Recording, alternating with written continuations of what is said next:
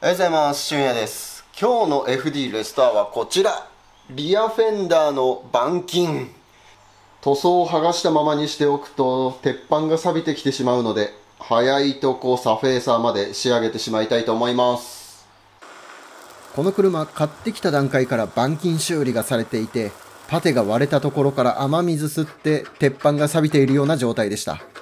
以前の動画でガスバーナー使ってパテ剥がしたと思うんですけど、パテの厚みはだいたい5ミリぐらい、分厚いところでも10ミリないぐらいかな、そんな感じでした。ちゃんと鉄板から修理されていて、板金の造形はとても良かったです。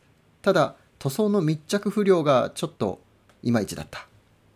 今回は以前の動画からの続きで、まずは塗装の剥離作業からスタートしていきます。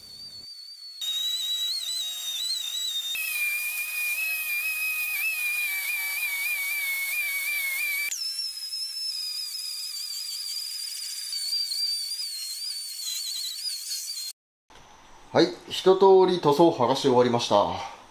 結構鉄板錆びてたね。やっぱり改めてこうやって見ると鉄板の錆びがすごい。ドアを閉めると見えなくなる部分も結構錆びが出ています。で、この錆びをそのままにして塗装していくわけにはいかないので、これからこの錆び落としをやっていきます。もうペーパーでこすってもこうデコボコしていて、谷間になってる部分とかは全然錆びが落とせないので、スポットブラスト、これを使ってここの錆び落としやっていきます。こうやって当ててシューッとエアを通すとピンポイントでブラストをかけることができる、そういう道具です。それじゃあこのスポットブラストを使って錆びを駆逐していきたいと思います。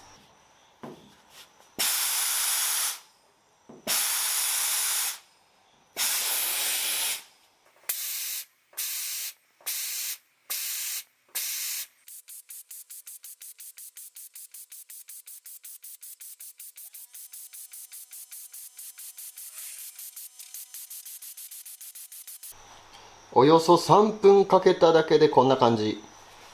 ちゃんと錆び落ちますね。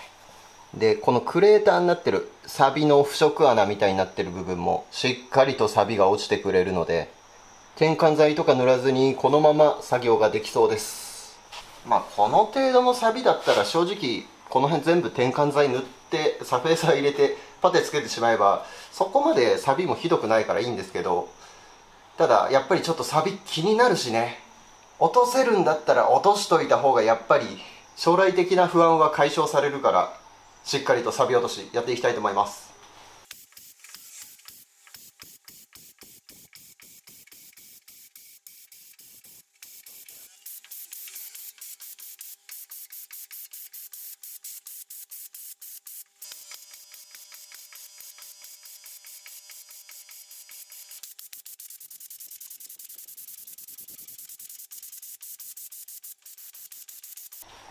錆び落とし終了。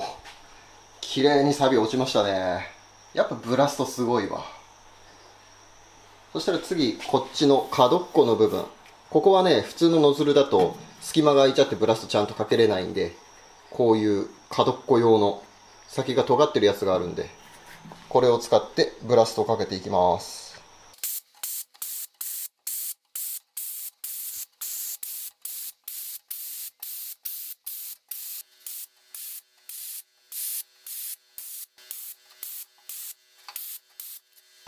ここの錆あんまり落とせなかったです。ノズルの密着具合が良くなくて、ちゃんとブラストがかけれなかった。で、この角っこの部分とかは錆が残っちゃってたんで、ここはもうベルトサンダーで削ってしまいました。ただここまで落としてあれば、錆の進行もだいぶ防げるんじゃないかな。あとはケミカルに頑張ってもらいましょう。錆止め剤に頼りたいと思います。ここの角っこをベルトサンダーで削った時に、この溶接で剥がれかけてた部分とかが全部剥がれちゃったので、これ溶接で穴埋めしていきたいと思います。あとエアロを取り付けてたネジ穴、これが開いてたりもするので、これも溶接で埋めていきます。カメラが焼けたら困るんで溶接面カメラにかぶせます。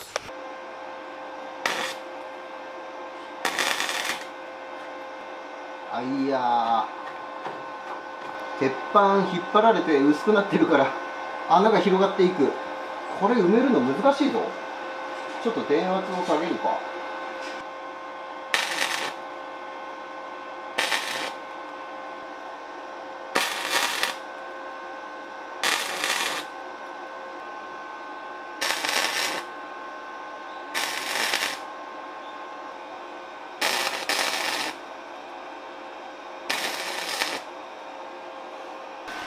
ここの穴埋めるの難しい。鉄板叩いてすごく薄くなっちゃってるから溶接するとすぐ穴開きます。機械の設定がワイヤー 0.6 で板圧も普通だったら 0.8 でやるんですけど 0.6 でやってました。これでもね穴広がっていく。相当板圧薄いんだと思います。だから電圧も下げてワイヤースピードも下げてこっちは手動で変えれるんで、相当鉄板薄いような設定で溶接やってました。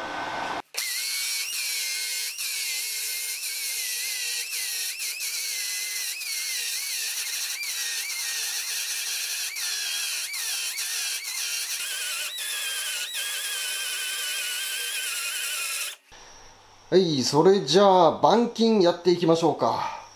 鉄板を叩いて引っ張って形を作る。文字で書くと金辺の板で板金。まあこの字常用漢字じゃないからあんまり使うの良くないんですけどね。で今回鉄板叩いて作っていくのはまああちこちいっぱいあります。この辺ちょっとへこんでたりとか、あと下側もぶつけてへこんでたりとか、鉄板削っちゃったからちょっと分かりにくいですよね。こうやって定規を当てると分かりやすいです。ほらへこんでて後ろ側に隙間が、まあこういう感じであちこちへこんでるんで鉄板叩いて形を作っていきます。裏から手が入るところはこういうドリーって当て板、これを中に入れてで表側から叩く、もしくは裏から直接叩いたりとかやります。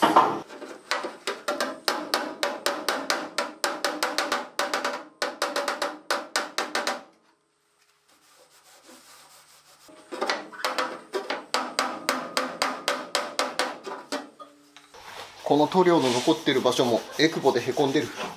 極力鉄板伸ばさないようにヤスリハンマーでいきます。ここもギリギリ手が入るんですよ。すっごい変な体勢になるけど。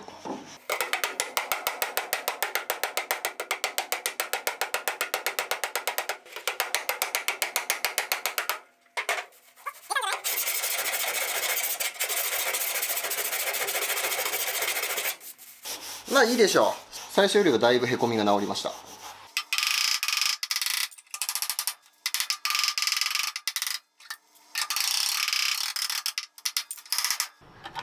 だいぶへこみが出た。隙間がなくなった。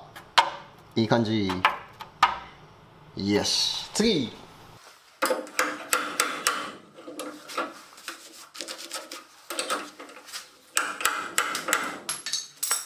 出た。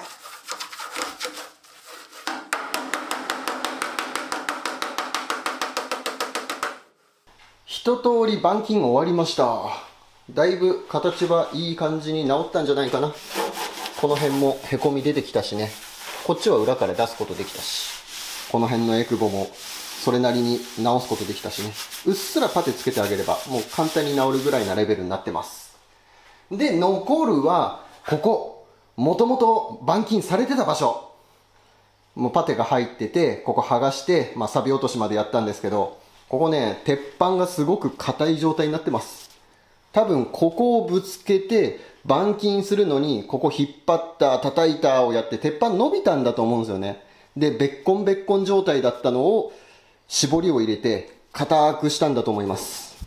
何もされてないところってこう手で押すとね鉄板が歪むというかこう柔らかい感じがなんとなく感じ取れるんですけど、ここもうガッチガチ、この辺ももうガチガチ。これをもう一回引っ張った叩いたをやるとまた鉄板伸びてべっこん、もう引っ込んだり出っ張ってきたりベロンベロンになっちゃうから、ここの板金はこのままいきます。下手に叩かない。もうパテで成形するような形でいきます。ダメなんですよ、伸びた鉄板ってね収集つかなくなっちゃうから。うまい板金屋さんがやればこっからでも綺麗に直せるのかもしれないですけど、僕そんな腕持ってないから、下手にやるとね、ほんと悲惨なことになっちゃうから、今回ここは板金はせずに、もうこのまま錆落としして、でプライマー入れてパテで形を作る、そういう形でやっていきたいと思います。なのであとはペーパーで細かい傷たくさんつけて、塗料の密着を良くして、でプライマー塗ってパテつけてっていう形でやっていきたいと思います。それじゃあペーパーで削っていきます。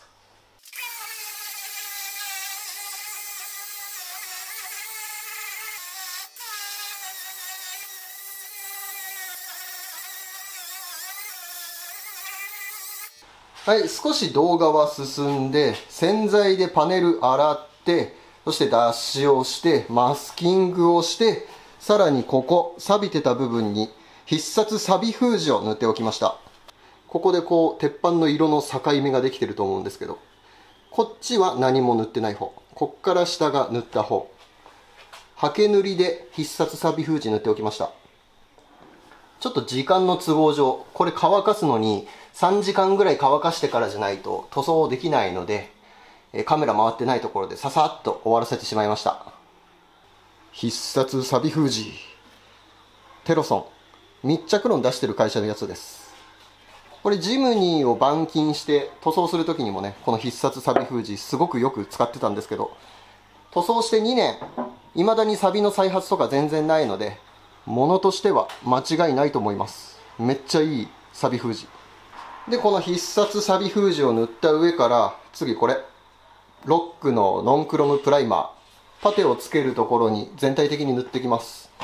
だからこことかこことか、あとこっち側とか、パテをつけなきゃいけないところ結構あちこちあるので、もう全体的にパネル全面プライマーを入れてしまいたいと思います。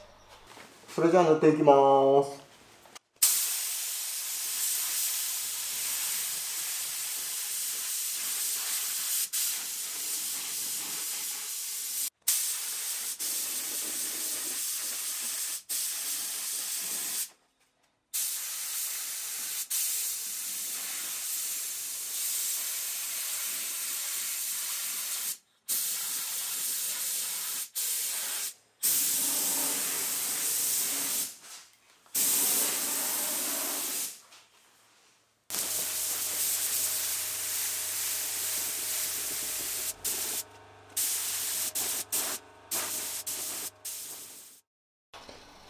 プライマー入れるとこんな感じ。もう60度10分乾燥させたんで、パテがつけれる状態になっています。へこみ具合はこんな感じ。ここ溶接でエアロの取り付け穴埋めた場所で、下の方もここ引っ張った場所。パッと見良かったけど結構デコボコしてるね。鉄板のままだとそんなにへこみわかんないけど、やっぱりプライマー入って色がつくとへこみ具合が分かりやすいですね。パテつけれるように気持ち低めに作ってあるんで、大丈夫でしょう。そして今回の板金の目玉、錆びてた場所、こんな感じです。じゃん。結構デコボコしてるね、やっぱりね。でこの内側の部分とかも形が崩れてたりするんで、ここもパテ付けします。あとこの辺もね、ちょっと形がおかしかったんで、ここもつけます。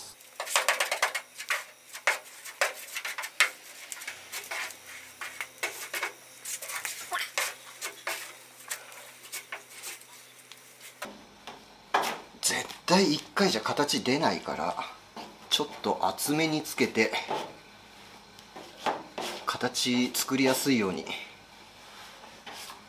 この後削るんですけど、削ると周りのプライマーまで削っちゃうからさ、気持ち広めにつけといて後で調整できるようにしておきましょう。できるだけプライマーの層は削りたくないからね。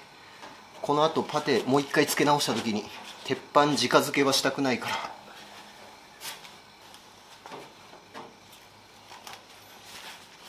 全然パテ足りなかった。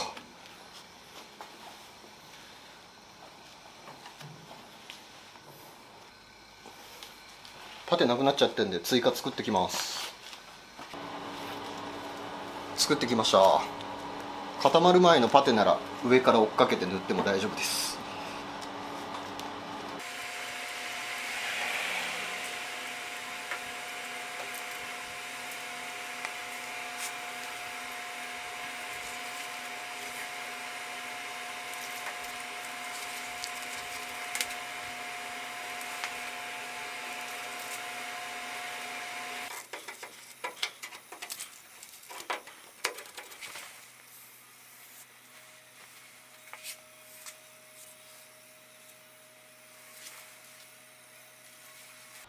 パテの乾燥まで終わりました。赤外線で炙ったんで完全硬化状態。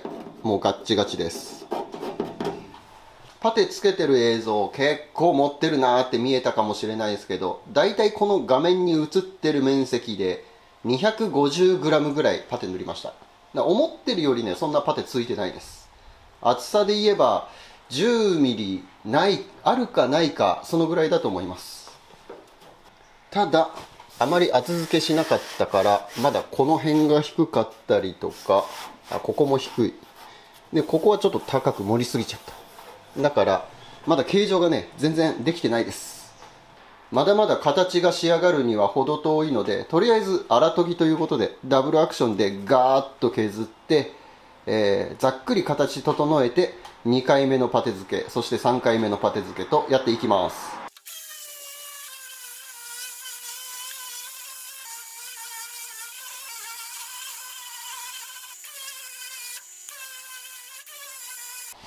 ざっと1回目削り終わり。やっぱりあからさまにここ低いね。研げてない。こっちも低かった。でこういうところは足が入ってないとパテが剥がれてくるから、こうやってペーパーでちゃんと傷入れておきます。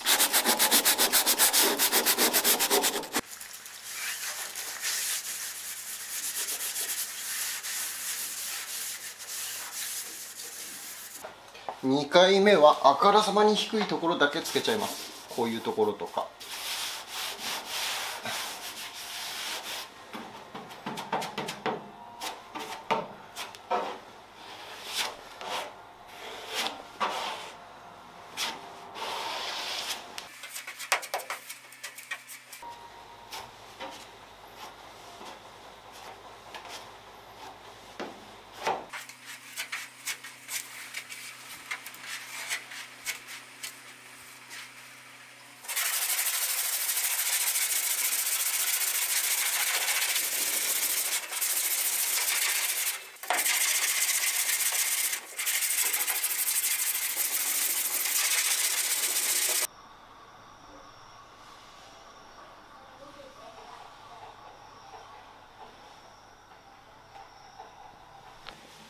ならば仮でちょっとドア乗っけてみます。これでね、チリが全然合わなかったとか言ったらもう大変だから。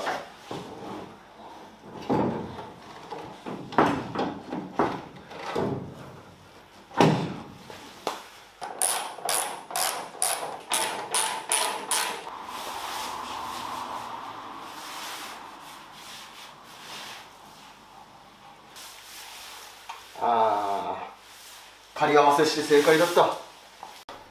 上と下サイドシール板金してない部分で合わせると、ここ隙間が広いです。ここ上の方から見ていくと、この狭い隙間からここが広いで、また狭くなる。なのでここちょっとパテ入れて隙間を埋めないとダメですね。あとこの段差、ドアとフェンダーの段差、この上の方はちゃんと面合ってるんですけど、ここがねちょっと低い。やっぱりこの辺をもう少しこうパテつけてドアに合わせるような感じで作ります。やっぱり合わせといてよかったね。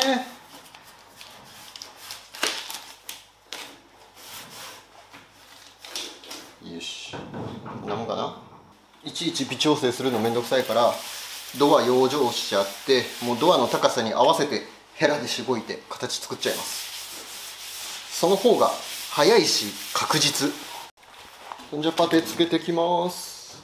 一回ドア閉めて、これでここを重点的に。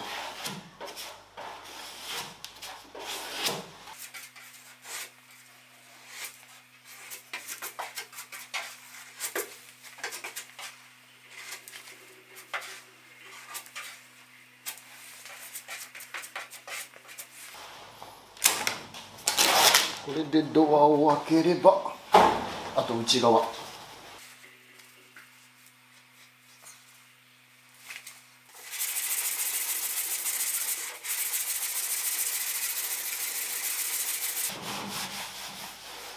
おいね、いいね。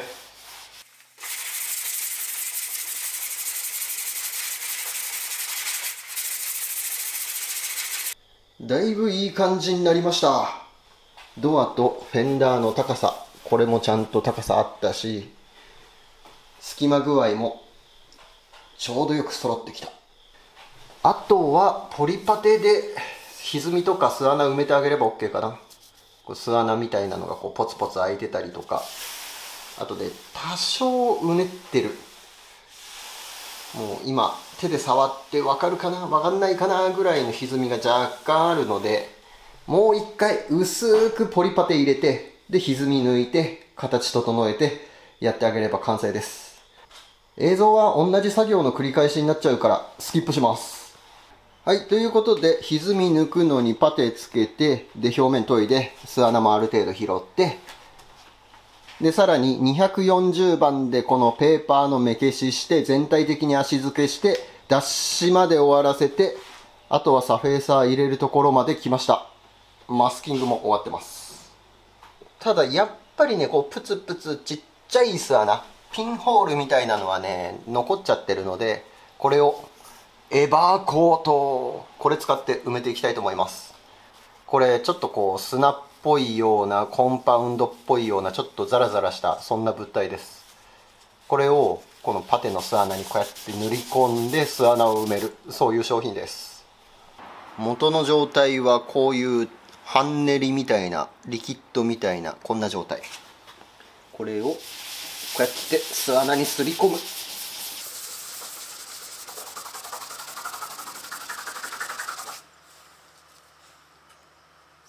ラッカーパテとかでもいいんですけど、ラッカーパテだとね研がなきゃいけないから、これ塗り込むだけであとはそのままサフェーサー塗れちゃうからすごく便利です。ただネックなのはお値段がちょっと高い。どうしても個人でやろうとするとそんな使うものでもないからね、買うかどうかずっと迷ってたんですけど、ケータハムやるときに買いました。やっぱり便利なものは便利だからね。パテが引けてる部分とかクレーターみたいになってる部分とかはダメなんですけど、ピンホールとか巣穴、ほんとプツッと開いてるやつはねこれで埋められるのですごく便利です。エバーコートを塗るとこんな感じになります。簡単に巣穴が埋まりますね。これ研いだりとかせずこのままサフェーサーが塗れます。色塗る時とかは使えないけど、サフェーサーはこういう風に作業ができるのでものすごく楽です。それじゃあサフェーサー塗っていきましょうか。この辺の鉄板出てる部分とか、こう後ろ側とかテールランプの部分とかも全部まとめて塗装してしまいます。はい、それではお待たせいたしました。塗装の時間でございます。それでは皆さんご一緒に塗装タイム行ってみよう。